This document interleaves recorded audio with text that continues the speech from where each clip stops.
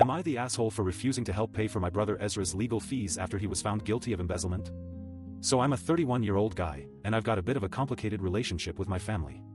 We're all pretty close, but we also know where each other's flaws are. My little brother Ezra, on the other hand, has always been a bit of a wild card.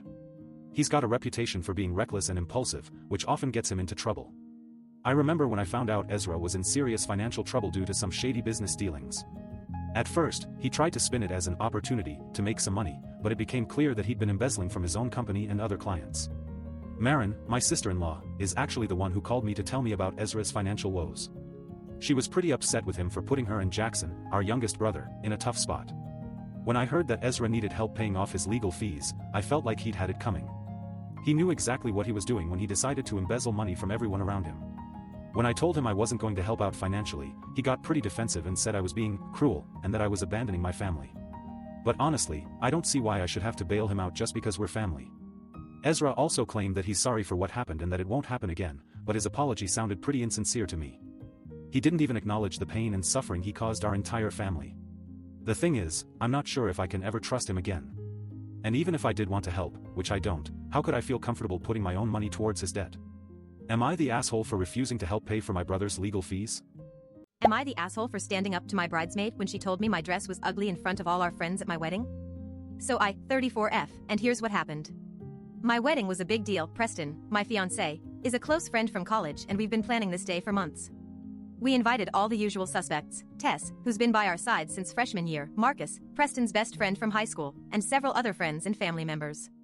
I spent hours trying on dresses, and when I finally found the one, a stunning lace gown that made me feel like a princess, I knew it was the one.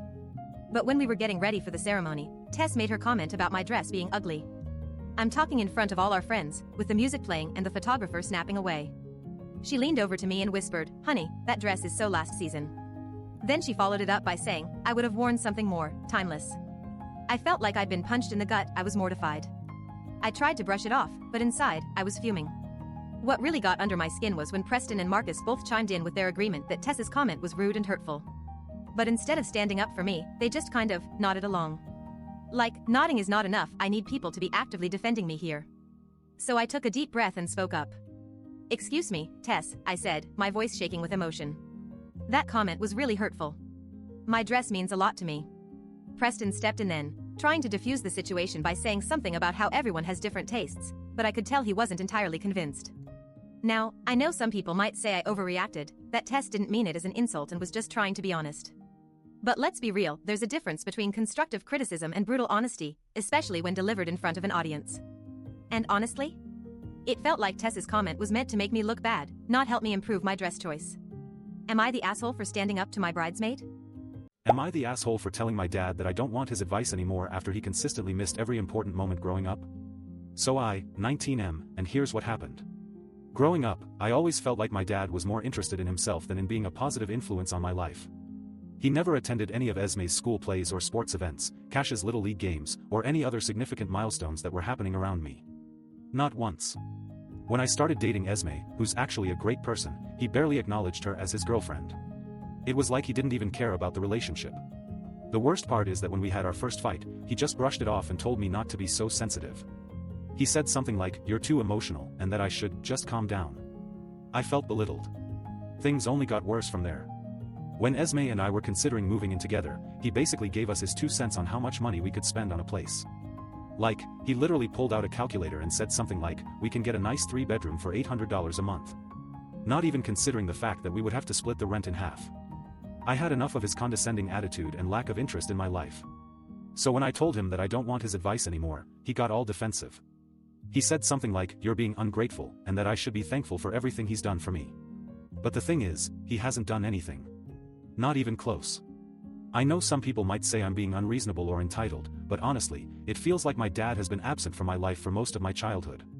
And now that I'm 19, I'm starting to realize what's truly important to me and what kind of relationship I want with him. Am I the asshole?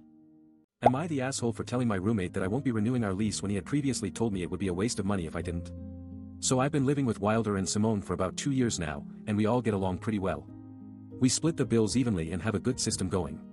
When it came time to sign a new lease, I said maybe not. I mean, I'd just gotten a promotion at work that put me in a better financial position, so I was thinking of making some changes. I told Wilder about my thoughts and he seemed okay with it.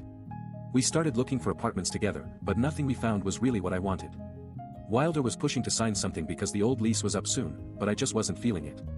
He said if I didn't renew, we'd have to split the remaining rent in half and I wouldn't get any of my security deposit back. The other day, Simone came over to hang out and I brought up the topic again. Wilder had been acting a bit weird lately, so I figured he needed a good talking to. I told him that if we didn't find something soon, I was just going to start looking on my own. He basically lost it. He said, "What are you even doing? We've had this place for 2 years and now you're just gonna up and leave," and then started yelling about how I'm being irresponsible. I tried to explain that I'd done some research and found a better spot, but he wasn't having it. He said I was going to regret not renewing the lease because I've got no idea what's out there. The thing is, I don't think I'm the asshole here. I mean, Wilder knows I'm not just gonna sit around waiting for something that's not right. But at the same time, he seems really upset and I feel bad for him. Am I the asshole?